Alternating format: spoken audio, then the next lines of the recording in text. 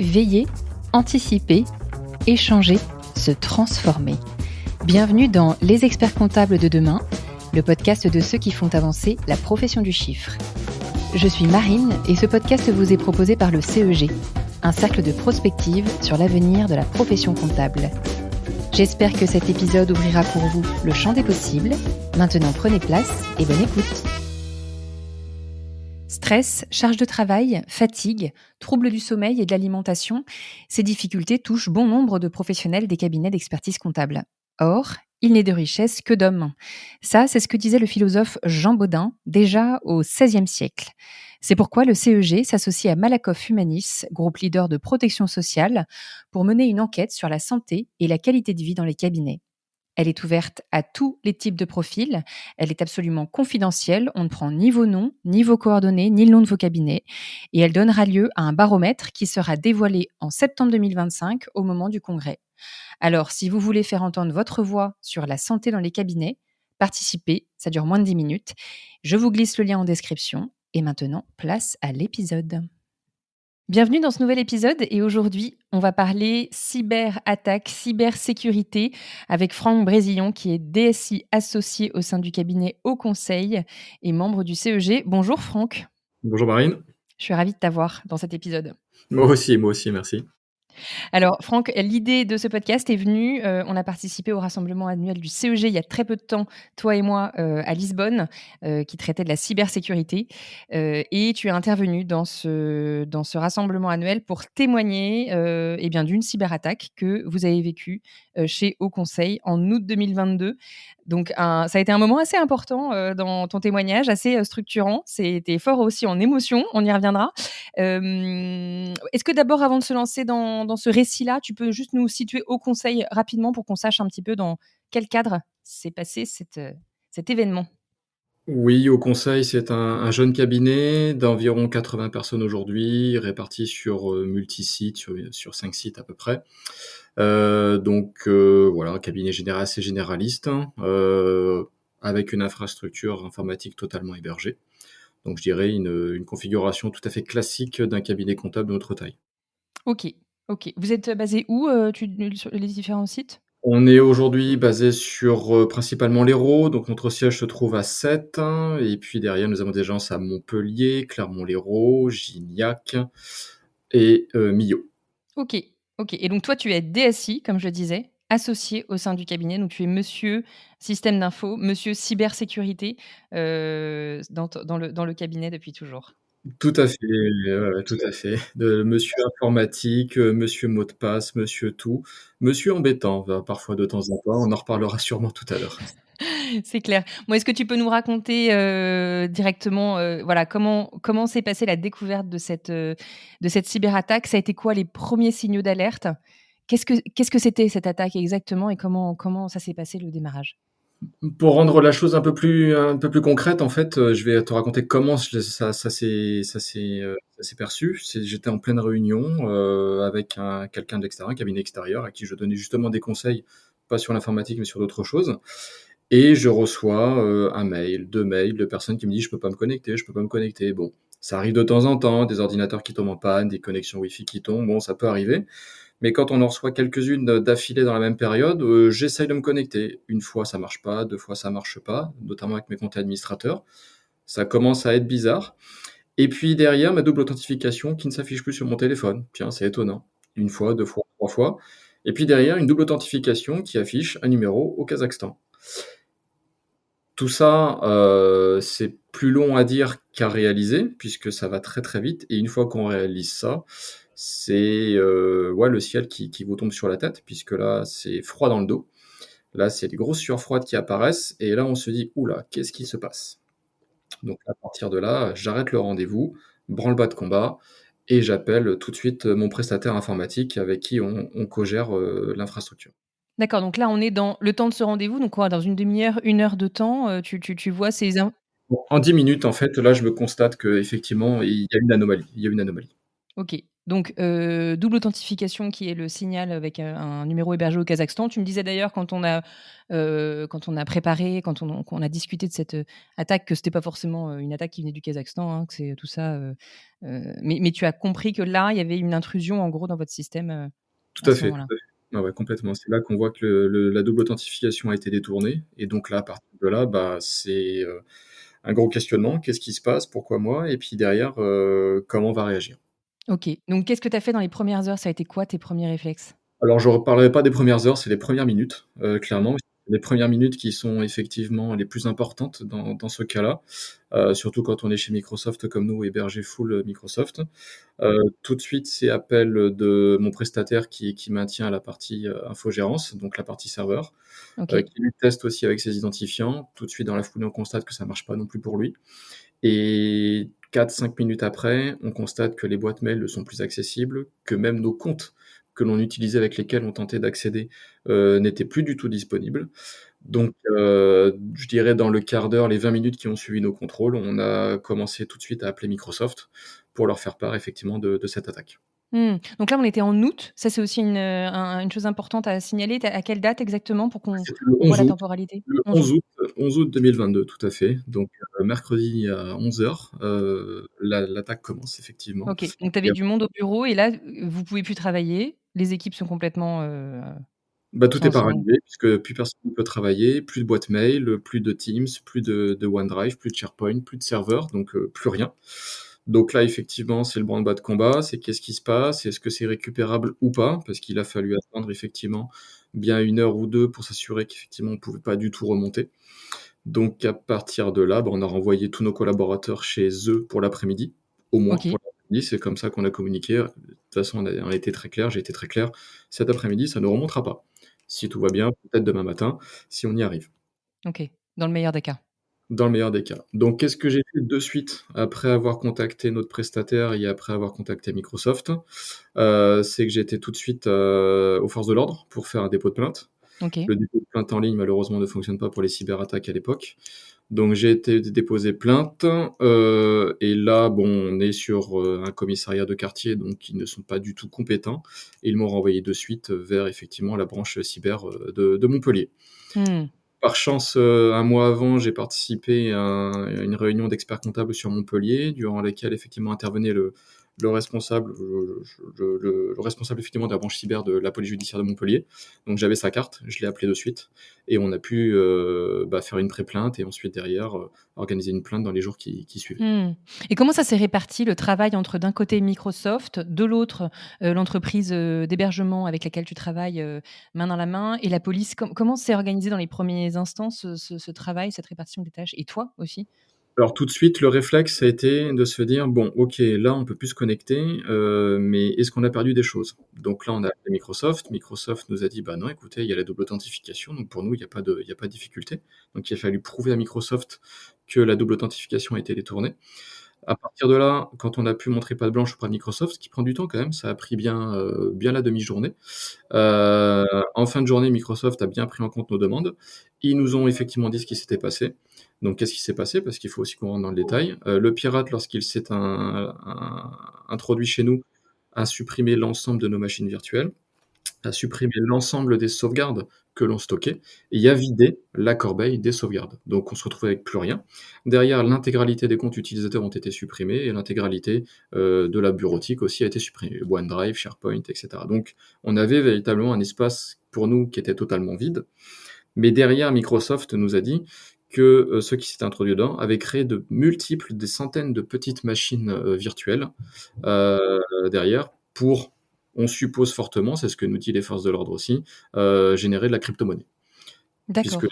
on a constaté effectivement, parce que dans l'analyse des logs que l'on a fait avec, donc notre assureur, qu'on a bien évidemment contacté, les forces de l'ordre, notre infogérant aussi, donc on a analysé les logs. Par chance, pour nous, pour le cabinet, on s'est assuré parmi ces 3 intervenants, tous ont le même compte rendu, aucune donnée n'est sortie du cabinet, n'est sortie de chez Microsoft. C'est simplement pure et simplement de la suppression, de ressources pour pouvoir engendrer derrière une création de ressources par une génération de crypto-monnaies. D'accord, donc c'est a priori le «business model» entre guillemets de la cyberattaque, c'était ça On l'intention, le voit, c'est industriel, l'intrusion est industrielle, ça arrive, ouais, ça supprime tout et ça recrée les d'accord. machines en direct. Pourquoi des petites machines? Parce que chez Microsoft, une petite machine n'est pas soumise à validation et ça se crée très rapidement en quelques instants. Voilà, donc c'est ce qui fait l'attaque un peu robotisée. OK, d'accord. Tu étais, comme je te le disais, tu es monsieur cybersécurité, est-ce que tu étais préparé à cette éventualité d'une cyberattaque? On Comment? n'est on n'est jamais prêt. Ouais. Jamais prêt à une cyberattaque. On se dit que ça arrive qu'aux autres, c'est comme le loto. Même si effectivement, en tant que DSI, on sait qu'on va être attaqué. J'ai déjà été attaqué dans mon précédent cabinet sur des crypto-lockers, mais ça, c'est différent. Préparé, non, on ne l'est jamais psychologiquement. Par contre, techniquement, oui, on essaie de mettre en place un maximum de choses. Mmh. Donc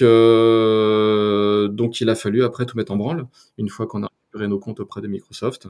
Et par chance, on s'y était préparé sans le savoir, en activant 3 mois auparavant la double authentification, non pas uniquement sur les comptes administrateurs comme le préconise Microsoft et même comme peut le préconiser d'autres organismes de sécurité, mais sur l'intégralité de nos comptes utilisateurs, quels qu'ils soient. D'accord. Voilà, Donc la double authentification, c'était utilisateur par utilisateur c'est et ça. ça, c'était un step, supplémentaire de quoi? De Indispensable chez Microsoft, puisque dès l'instant que vous respectez cette norme, on va dire, de double authentification active, Microsoft, dans ses petites lignes, annonce que vous avez 48 heures pour que Microsoft puisse remonter, des données qui auraient été totalement, définitivement été supprimées. Et donc à mmh. partir de là, Microsoft est en capacité de tout nous remonter. D'accord et donc c'est ce qui s'est passé? C'est ce qui s'est passé, donc il a fallu quand même 48 heures pour que Microsoft, on puisse prouver à Microsoft et que Microsoft accepte qu'effectivement, notre espace Microsoft nous appartenait, parce qu'il a fallu 48 heures pour qu'on montre. L'avantage qu'on a avec Microsoft, c'est que ça travaille H24. Le matin, j'étais avec Microsoft en Inde, la journée, j'étais avec Microsoft Lisbonne et je me revois, pour l'anecdote, un vendredi à minuit, sur ma terrasse en plein été avec Microsoft Costa Rica et en parallèle en conf call avec, mon infogérant pour qu'on nous active le vendredi à minuit avec le Costa Rica notre interface, Microsoft. Donc il a fallu, ouais, du mercredi midi au vendredi soir, dans la nuit si je puis dire, OK. récupérer notre espace Microsoft. C'était très compliqué, très long, oui. OK, donc le vendredi soir, minuit, tu es dans cette situation sur ta terrasse, complètement ubuesque avec, le monde entier pour t'aider et ton ton prestataire infogérance là qui manifestement était aussi bien investi dans le projet et les informations, les sauvegardes ont été remontées à quel moment? Les sauvegardes ont été remontées à ce moment-là. À ce D'accord, moment-là, donc après on a passé une partie de la nuit à tout remonter, bon même si c'est beaucoup de temps machine. Pour revenir un petit peu sur l'anecdote du mercredi quand on a pu prouver à Microsoft qu'il y a eu une cyberattaque, Microsoft a désactivé les accès aux pirates. d'accord. Donc il y a eu Mmh. une surconsommation des ressources Microsoft entre le mercredi 11 heures et mercredi 15-16 heures, je dirais. Mmh. Pour info, ça a quand même généré presque 15 000 € de ressources chez Microsoft, ce qui est quand même considérable, 15 000 € en quelques heures.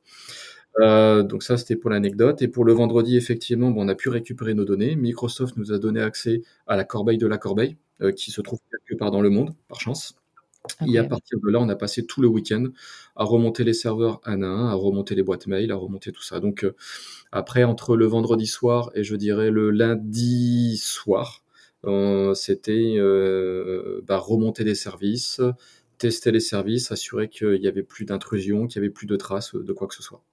Incroyable et donc quand est-ce que les équipes ont pu reprendre le travail? À peu près normalement? 100 du cabinet a pu reprendre le mercredi suivant à midi. OK, donc une semaine après l'attaque, le cabinet refonctionnait à nouveau. Alors qu'une semaine avant, moi, tu m'as dit quand on a discuté que tu avais, dit cette phrase à ton équipe, «On a perdu le cabinet», quoi. Alors, pas à mes équipes parce que Non, c'est pas aux comme équipes. si on a un pompier qui panique, il faut vraiment paniquer. Donc là, j'étais vraiment, poker face comme tu disais la dernière fois. Mmh. Non, tout va bien, tout va bien. Par contre, quand je téléphone à mes associés, je leur dis: «Écoutez, si jamais là, il se peut qu'on ait perdu notre cabinet». Mmh. Après, ils m'ont permis de relativiser aussi parce que dans ces moments-là, il faut aussi être bien accompagné. Ils m'ont dit: «Mais attends, le social, on peut le gérer, et c'est en SaaS. Le juridique, on peut le gérer, c'est en SaaS. Finalement, on a perdu quoi?» Je mets des guillemets, «Que de la compta». Mmh. Il suffit d'appeler les impôts, de leur expliquer. On peut remonter des données comptables, c'est beaucoup moins sensible que ne peut l'être effectivement du social ou parfois du juridique. Mmh. Oui. Il y a une cohésion autour de toi, tu me disais, de tes associés qui était très forte. Ils ont fait confiance aussi dans ta culture, dans tout ce que tu avais mis en place en matière de cybersécurité. Alors que toi, je peux le dire aussi, tu étais dans un état manifestement de tension nerveuse qui était très, très fort et bah, voilà, tu as quand même bénéficié du soutien de tes associés, et ça on peut le signaler, quoi. C'était horrible, personnellement à gérer puisqu'on considère, cette intrusion, alors c'est la police qui me dit ça, mais ils considèrent que c'est à toute mesure, proportion gardée, on est bien d'accord, mais Ouais. comme un viol, c'est comme un cambriolage. Quelqu'un est rentré chez vous. Mmh. Donc les premières minutes, je dirais, ou les premières heures, une fois qu'on a digéré et maintenant c'est des questions qu'on se pose. Qu'est-ce qui s'est passé? Sur quoi j'ai cliqué? Comment ils sont rentrés? Où est-ce que j'ai défailli? Après derrière, vous pouvez te refaire le film 10 fois pour vous dire: «Ça a pas défailli, maintenant bon, c'est mon infogérant. Si c'est pas mon infogérant, c'est mon revendeur». Donc derrière, c'est plein de questions, c'est une énorme culpabilité que vous avez. C'est vous le chef de l'informatique, c'était moi le chef, c'est toujours moi le chef. Mmh. C'est derrière, mais où est-ce que j'ai failli? Ça, c'est très dur. Mais l'avantage que j'ai eu, c'est qu'au niveau de mes associés, ils m'ont dit: «Mais attends Franck, tu as mis tout ce qu'il fallait. En tout cas, c'est ce que tu nous disais. Maintenant, on va te faire confiance, on te fait confiance et ça va remonter. Donc maintenant, c'est qu'une question d'heures ou de jours, mais ça va remonter». Et pareil au niveau des collaborateurs, hem personne n'a paniqué, tout le monde me faisait confiance puisqu'on communiquait, moi je communiquais sur un groupe WhatsApp au niveau du cabinet, puisque sans messagerie, bah, il faut quand même communiquer Ouais. auprès de tous les collaborateurs. Donc on a créé en urgence des groupes WhatsApp pour tout le monde et heure par heure, je leur disais: «Bah, là on est ceci, on est cela, ça y est on a récupéré notre compte, ça y est on a récupéré les messageries, c'est un peu plus compliqué, je suis en discussion avec l'Inde, je suis en discussion avec le Costa Rica». Donc véritablement, j'étais dans une totale transparence dans la communication de ce qui se passait. C'était, comme un épisode, comme une série, parce que pour moi, il était important d'être transparent dans la façon dont ça se passait auprès de nos collaborateurs. Oui. OK, et ça et avec du recul, quand vous avez relu un petit peu l'événement, vous avez dû en reparler, j'imagine. Ça, c'est quelque chose qu'ils ont apprécié, que étape par étape, d'être informés de ça? Oui. Oui, oui, totalement, puisque derrière, vous laissez pas les gens dans l'attente. Il y a rien de pire que l'attente ou ne pas savoir ce qui se passe. Moi, le premier, j'ai Mmh. horreur de ça, je veux toujours savoir ce qui se passe et comprendre aussi ce qui se passe. Donc moi, comme j'ai horreur de ça, bah, je transmettais aussi cette information-là. Voilà ce qui se passe, on a perdu ceci, on a perdu cela, il faut être transparent aussi. On a eu ça, on a eu une surconsommation Microsoft, j'ai rendez-vous avec Microsoft dans 1 heure, j'ai rendez-vous avec la police là tout à l'heure, ça y est, j'ai été déposer plainte.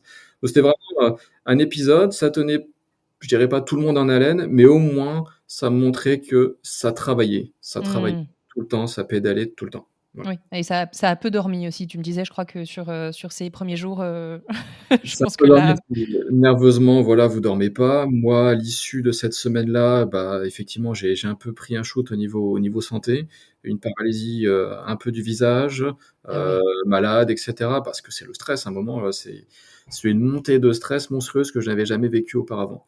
Mais je sais que mon prestataire aussi était en stress, puisque j'étais avec lui le samedi, j'étais avec lui le dimanche, j'étais avec lui la nuit. Pour information, quand on était avec le Costa Rica le vendredi soir, moi je parle assez bien anglais, lui aussi, mais quand vous êtes avec une costaricienne qui parle anglais et avec des Français qui parlent anglais, je te laisse imaginer les Mmh. problématiques et cetera. Et par contre, la femme du prestataire, en tout cas du chef de projet avec qui j'étais chez notre informaticien, est anglaise. Donc elle était en soirée, on l'a appelée, elle était en boîte de nuit, on l'a Dingue. appelée et elle a réussi à faire le lien, je dirais, au niveau de la translation, au niveau de la traduction avec Microsoft. Et ce qui fait que aujourd'hui, j'en rigole, j'en souris parce que Ouais, c'est ouais. magnifique quand on voit tout ce qui s'est mis en place. Mais sur l'instant, ouais, vous êtes en panique Non, totale. ça doit être des émotions, des montagnes russes, de stress énormes. Tu m'as parlé de la communication vis-à-vis des équipes qui était vraiment transparente en temps réel, quasiment étape par étape. Vis-à-vis des clients, est-ce que, vous avez tu as comment tu as communiqué? Vis-à-vis des clients, il y a eu 2 communications. Lorsqu'on s'est véritablement assuré qu'on avait tout perdu, qu'on ne remonterait pas dessus, que de suite, et que derrière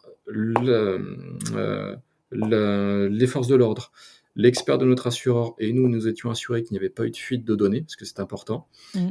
Derrière, il n'y a pas eu de communication CNIL. Notre expert nous a clairement dit: effectivement, vous n'êtes pas concerné par la partie RGPD parce que ça fait que la suppression. Donc nous, dans ce cas-là, on a communiqué. Alors comment est-ce qu'on a communiqué? Parce qu'on n'avait plus de messagerie, on n'avait plus rien. Bah, Mmh. avec l'outil de mass mailing qu'on utilise pour notre facturation, on a utilisé le carnet d'adresse du mass mailing. Donc tous les clients qui reçoivent leur facture par mail, bah, tous recevaient un mail. Communication d'urgence, voilà, aujourd'hui, on n'a plus de service informatique, on n'a plus de ressources. Voilà ce qui s'est passé. Donc on a été très clair, sans rentrer évidemment dans les détails. Mmh. Donc ça, c'était au début de l'attaque. Et lorsqu'effectivement tout est revenu le mercredi après-midi, c'est bon, tout est revenu. En répétant qu'effectivement nos assureurs, notre expert et la cybercriminalité de Montpellier s'étaient assurés qu'il n'y avait pas eu de fuite, on les a rassurés là-dedans. 2 ou 3 clients m'ont appelé pour avoir un peu plus de détails, pour qu'ils s'assurent effectivement qu'il y avait pas tout ça. Ouais. Mais, on était transparent dans la communication. On a été moins effectivement dans la partie, en live, ce qui se Ouais, passe. ouais. Début, fin, on a communiqué. OK. OK et vous avez perdu aucun client suite à ça? Non. Manifestement, il y a pas eu de voilà d'impact sur la relation client, particulier, Il faut dire que le temps était tellement court et entre guillemets «a joué aussi en votre faveur». On est au mois d'août, l'attaque survient le mercredi matin, donc une absence de service entre mercredi et vendredi. J'imagine qu'un client peut s'en accommoder et redémarrage semaine suivante. Je me dis effectivement en tant que client, c'est assez «indolore» entre guillemets. Pour nos collaborateurs et nos clients, c'était la meilleure période. Pour Ouais, moi, c'était le pire. Mais ouais, c'est là qu'il faut se dire que le 11 août, pour moi, c'est pas quelque chose d'anodin. ouais. Le 11 août, on le sait, à partir de la mi-août, la France s'arrête. Il suffit qu'un service informatique soit absent ou soit, complètement, je dirais totalement, je dirais amputé de ses salariés ou de son équipe et là, vous avez tout le mois d'août pour pleurer et là, derrière, pour remonter les données, c'est plus possible ou alors vous remontez les données de très loin. Donc non, ces attaques sont vraiment ciblées, ouais. Mmh. OK. Quand tu relis cette expérience, c'est quoi les enseignements, que tu en tires? Que personne n'est à l'abri, que selon moi, il faut aussi libérer la parole, dans le sens où, j'ai mis du temps à accepter, hein, d'avoir été piraté. Ouais. C'est accepter de se dire: «J'ai été piraté» et d'arriver à le dire aussi. Moi, quand je l'ai dit, quand on était en CEG, c'est presque, un travail aussi à faire sur soi-même, Mmh. l'acceptation d'avoir été Mmh. piraté et le dire, c'est un grand pas en avant. Il y a pas de honte à être piraté parce que à tous ceux qui nous écoutent, vous allez être piratés, si ce n'est pas déjà fait. Peut-être qu'il y a déjà même quelqu'un chez vous et vous ne le savez pas, tout simplement. Donc il faut prendre un maximum de précautions, un maximum de sécurisation au niveau des outils qui sont mis à votre disposition. Mmh. Voilà, c'est tout ce que j'ai à dire là-dessus, ouais, ouais. OK, parce qu'on peut se faire attaquer sans s'en rendre compte, a priori, Il y a énormément de types d'attaques, effectivement. Il y a des gens qui peuvent, s'introduire, notamment dans les messageries, par des biais détournés, phishing et cetera. Leur but, c'est de faire ce qu'on appelle de l'ingénierie. C'est de s'assurer avec qui je parle, chez qui je suis, c'est quoi la tournure grammaticale des différents mails, qui est qui aujourd'hui dans l'entreprise, qui a le droit de décider. Donc ils peuvent être là depuis plusieurs semaines, plusieurs mois, en analysant les mails et différents échanges.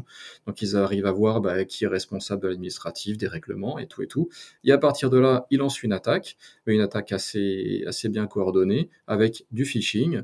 Bonjour, je m'appelle Jean, je suis responsable du service administratif. Voilà le nouveau RIB, par exemple, de notre cabinet. Il envoie ça à nos clients. Le client fait des virements, mais sur le RIB qui n'est pas celui du cabinet. Ou alors, je m'appelle Françoise. Je te rappelle que voilà, je suis dans le service RH. Voilà, pour les payes, ce genre de choses. Donc ça aujourd'hui, ils peuvent être déjà chez vous, les gens. Donc c'est pour ça qu'il faut effectivement analyser, tout ce qui est log et surtout essayer de sécuriser au maximum les connexions au niveau géographique, au niveau adresse mmh, email, au niveau différents utilisateurs. Ouais. mmh. Est-ce qu'il y a une chose qui t'a manqué dans cette, parce qu'on tu avais mis en place pas mal d'actions concrètes déjà de prévention, cette double authentification et cetera. Est-ce que, voilà, il y a des choses que tu referais différemment maintenant si, Oui, c'est des sauvegardes externalisées et la prochaine fois, si jamais ça devait nous arriver, on n'essaiera pas de récupérer ce qu'on appelle notre tenant Microsoft, donc notre espace Microsoft. De suite, on en crée un nouveau et on remonte nos sauvegardes. On réfléchira même pas, en fait. On ira un peu plus vite. On gagnerait, je dirais 2-3 jours, ce qui est déjà pas mal, ce qui est déjà OK. pas Donc même si tu as affaire à une externalisation complète, une sauvegarde complète, pa par ton prestataire, toi tu recommandes de diversifier, c'est ça, et il de faut prendre un autre, diversifier les typologies, diversifier les supports, diversifier la géographie, effectivement, des sauvegardes. Oui. OK, OK. Qu'est-ce que alors que toi, tu avais vraiment une culture, cyber avant que cet, événement survienne. Tu disais que, voilà, il y a monsieur embêtant, tu te qualifiais comme ça, comme peuvent le dire tes équipes. Quels conseils tu donnerais aux autres cabinets d'expertise comptable pour se protéger? Les bases absolues, les incontournables? Il y a 2 pans, en fait, qu'il faut regarder. Il y a la partie purement technique, et après il y a la partie utilisateur. Sur la partie purement technique, si, les cabinets qui vous écoutent sont structurés, bah, qu'ils fassent confiance à leur DSI et lorsque le DSI dit, bah, qu'il faut mettre ceci et qu'il faut mettre cela, bah, il faut le mettre en place. S'il le dit, c'est qu'il y a un moment, c'est quelque chose qui est avéré. Donc c'est les doubles authentifications, la multiplicité des sauvegardes, peut-être la mise en place de PRA, de PCA, si jamais il y a Plan de besoin. reprise d'activité, plan de continuité Contre plus d'activité. activé, pour continuité, ou alors derrière uniquement des sauvegardes, parce que là aussi, il y a un ROI à faire au niveau de ces de ces attaques? Qu'est-ce que je suis prêt à perdre en production pour supporter effectivement une attaque versus le coût que me coûte finalement soit la sauvegarde, soit le PRA, soit le PCA, parce que tout ça, ça a des coûts. Donc il faut accepter les coûts et faire son ROI là-dessus. Donc c'est vraiment accepter de la part de la DSI ou de l'infogérant les contraintes informatiques qu'on vous donne. Si derrière votre DSI, je pense pas que ce soit le cas, mais votre infogérant n'est pas monsieur embêtant en fait, parce que monsieur embêtant pour moi c'est une bonne chose. Mmh. Si cet infogérant ne vous embête pas, ne vous met pas de contraintes ou de choses que vous estimez contraignantes, c'est que pour moi il y a un problème. Parce que la cybersécurité, c'est forcément quelque chose de contraignant au départ au niveau de l'utilisateur. C'est la double authentification, c'est les tokens, c'est la mise en place d'un VPN, c'est les mots de passe longs, les mots de passe complexes, les mots de passe à renouveler, c'est les mises à jour obligatoires à faire. Tout ce qui, moi, en tant que DSI, nous, en tant que DSI, s'ils nous écoutent, bah, nous paraissent tout à fait logique et la base de la base, mais que derrière, ce n'est pas fait, ou en tout cas, vous n'en avez pas entendu parler, interrogez-vous et à la place de l'infogérant, posez-lui toutes ces questions. De même, s'assurer que les sauvegardes qui sont faites sont fonctionnelles, faire des tests de restauration de sauvegarde, mais pas juste avoir le OK. Une sauvegarde qui dit OK, c'est pas une sauvegarde qui a marché. Donc OK. derrière, c'est je remonte mes sauvegardes, je fais ça le samedi, le dimanche ou le soir, voilà, je remonte tout et je crée mon plan, ce qui me permet aussi de m'assurer que le plan que j'ai prévu est fonctionnel en cas d'attaque. Et le deuxième pan, c'est le pan utilisateur. C'est, j'aime bien le dire, le harcèlement, mais au bon sens du terme, les utilisateurs sur l'acculturation à la cybersécurité. Et moi, il est important, pour moi en tout cas, que mes utilisateurs soient acculturés là-dessus. Et j'attaque effectivement cette vision de cybersécu et cette acculturation au niveau personnel d'abord. Je leur dis, mais attendez, vous avez la double authentification sur la banque, ça vous gêne pas?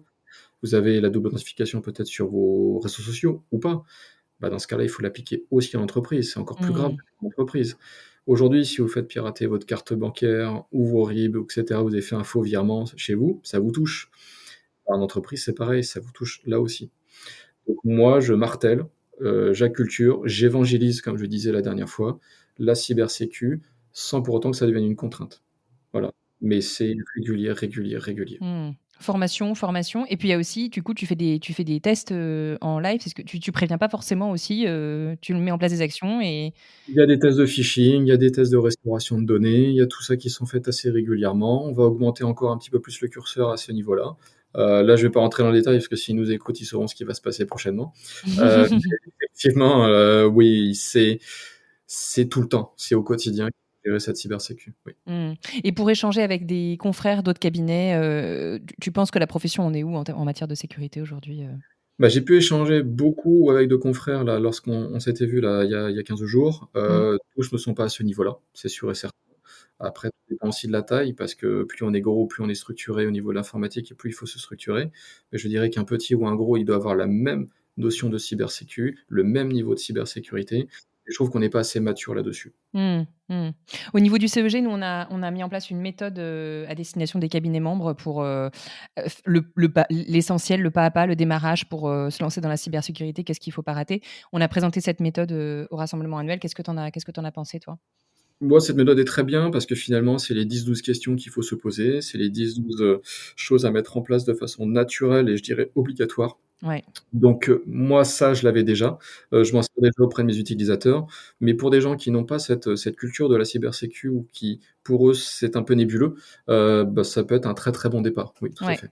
Oui. OK. Et quitte à envoyer ça à son infogérant. Voilà: «Est-ce que ces 12 points, tu peux me les garantir?» par exemple. Mmh. Ouais, Et même exactement. au niveau de nos utilisateurs. Oui. OK, OK. Est-ce que tu as envie d'ajouter un mot de la fin sur ce témoignage, Franck?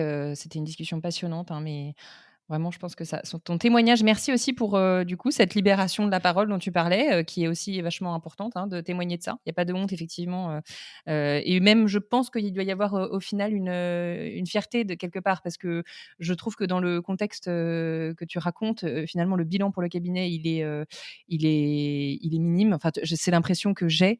Alors toi, tu as entre guillemets «trinqué», tu me passeras le mot, mais enfin, quand on fait le bilan des conséquences, des impacts sur le cabinet, ça aurait pu être bien pire et en tout cas, bravo à toi pour, ce bilan, que tu peux dresser aujourd'hui. Donc merci pour ce partage et bravo aussi pour ce que tu avais mis en place et qui a quand même bien fonctionné et permis de limiter les dégâts. Bah, merci. Merci beaucoup. Merci beaucoup Franck. Est-ce que tu veux ajouter quelque chose? On est bon? Oui, si je dois ajouter quelque chose, c'est effectivement là, c'est le DSI qui va parler. C'est véritablement à l'issue de ce podcast, ceux qui nous écoutent, s'ils ont un doute, s'il y a un doute, c'est qu'il y a pas de doute. À partir de là, j'appelle mon infogérant. Est-ce que mes sauvegardes sont bonnes? Est-ce que je suis bien à jour? C'est quelques questions et il faut écrire, faut pas appeler, puisque derrière, l'assurance va vous demander des écrits. OK. Que ce soit au niveau de vos infogérants, mais aussi au niveau de la sensibilisation de vos utilisateurs en cabinet, en D'accord. entreprise. Est-ce que vous avez une culture de la sensibilisation? Est-ce que derrière, voilà. Parce que ça porte aussi du poids auprès de votre assureur, c'est très important. Donc, à l'issue de ça, interrogez-vous, faites une liste, envoyez un mail, relisez aussi les clauses de votre assurance. Et puis, un peu de parano, ça fait pas de mal. Et au contraire, ça permet de se préparer à tout ça. OK. Merci beaucoup Franck pour ton témoignage. C'était passionnant et j'ai adoré faire Merci, cet Marie. épisode avec toi. À très bientôt. Au revoir. Merci pour votre écoute. Si cet épisode vous a plu, n'hésitez pas à le partager autour de vous. Pensez à vous abonner sur les plateformes d'écoute pour découvrir de nouveaux contenus exclusifs. Et pour en savoir plus sur le CEG, rendez-vous sur expertengestion.fr. Le lien est dans la description. À bientôt!